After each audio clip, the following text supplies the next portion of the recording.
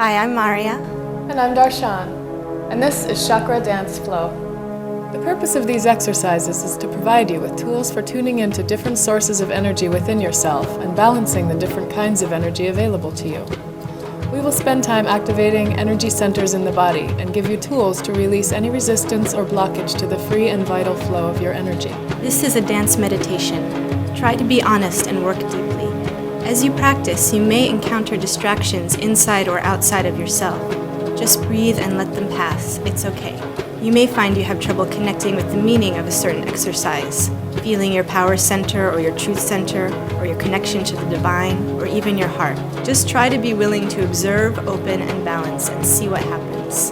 When you go out into your life and experience things that charge these areas of your body or your energy, you can return to the practice with new tools. Perhaps you will find yourself looking out at the ocean or at a newborn baby with a renewed sense of the divine.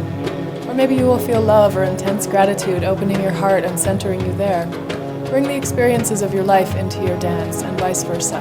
What we are working towards is an unlimited flow of energy in all directions. Start with an uncluttered, clear, and safe space, free of obstacles, and ready to be used for the purpose of meditation.